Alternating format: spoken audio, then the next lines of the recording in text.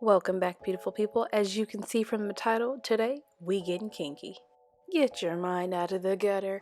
I just wanted to be able to show you guys how to go from a braid out to a fro. As you see, I'm starting out by moisturizing my hair. Now, my braid out is about 4 or 5 days long, but I'm not really ready to wash it yet.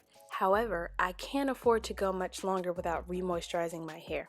Obviously, I sped up the video because it would have taken so much more time if I'd have shown me moisturizing my whole entire head. As you can see, I'm not pulling the pick all the way through my curls because I still want to have some texture when the style is all said and done.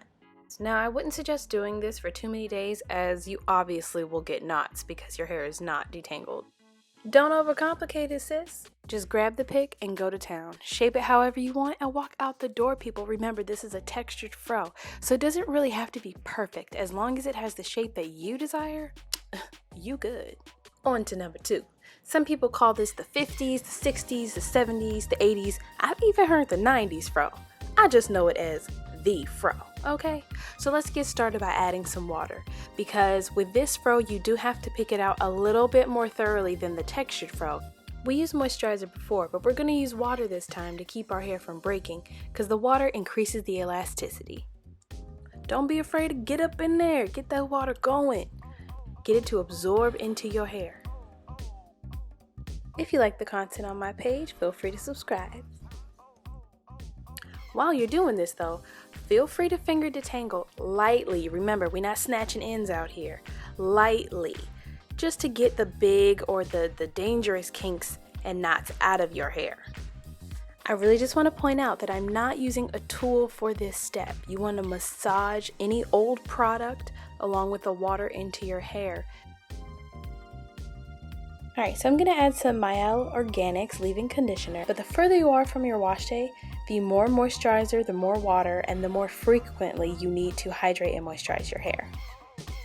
Show of hands. How many of you guys know that the ends of your hair are the oldest and are often the most dry?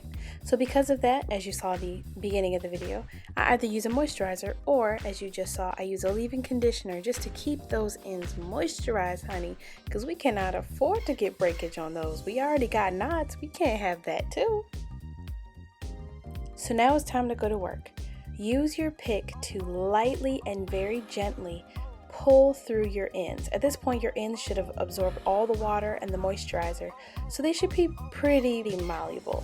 But if they're not, as you see, I'm also using my hands so that you can be very careful not to snap your ends. We're not trying to snap ends, guys. That's not the point of this hairstyle, okay?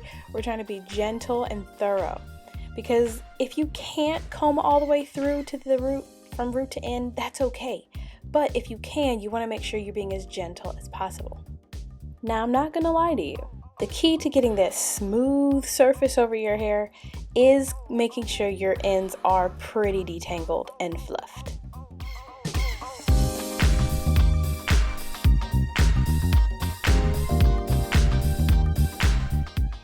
I'm also using my hands to lift the hair from the roots so it can stretch it out a little bit more. The water does encourage shrinking, as we all know, and so it does kind of work against the size of your fro, but I'm more concerned about the health of my hair, so I add the water anyway. So you get the volume of your fro by lifting it away from the roots. 4C people, y'all know how much your hair loves to go back to its roots, and no, that's what we're doing today. That's not really what we're trying to accomplish. Once you get your hair pretty much detangled, it's time to go to work, okay? Go ahead and fluff that thing out. As your hair dries, which it should dry pretty quickly because it shouldn't have that much water and that much product in it, it'll dry and you pick it out as it's drying. That way you're encouraging the hair to dry in a more stretched state. Trust me, the more you play with your hair, the more you'll learn what shape you want, how fluffy you want it, if you want it more out and thin or dense. There are so many different ways you can style your afro. But as you can see, like the more I pick it, there'll just be layers of fluff over fluff over fluff. So it really just depends on your preference. At this point, I begin to pat my hair. Why am I doing that? Because that is what encourages the smooth surface you see a lot of people having in their fros. You pat it because it gets all the hair nice and even, because when you pick it, it does make the surface of the hair uneven. So you want to pat your hair So it just kind of smooths the surface down.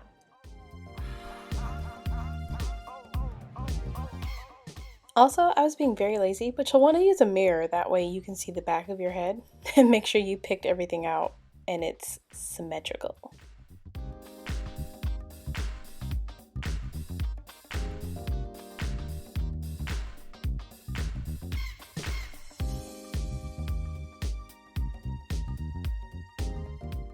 So you might be thinking to yourself, sis, why are you spraying your hair? I am not sure why, but I realize when I spray my hair after I pack it down, it almost like seals the hair and keeps the shape. Like no matter how much I touch it or, lean on something about the water, spraying the water after gets that hair to just get dense, and no amount of touching it will undo the shape of this fro. If you realize there's a section of your hair that is still uneven, just go ahead and pull at it and lightly detangle it. That way the ends are not clumped together like a curl, but more combed out like a stretched out fro. But that's it, y'all. Live your best life. Join the protest. I definitely did. And get it, okay?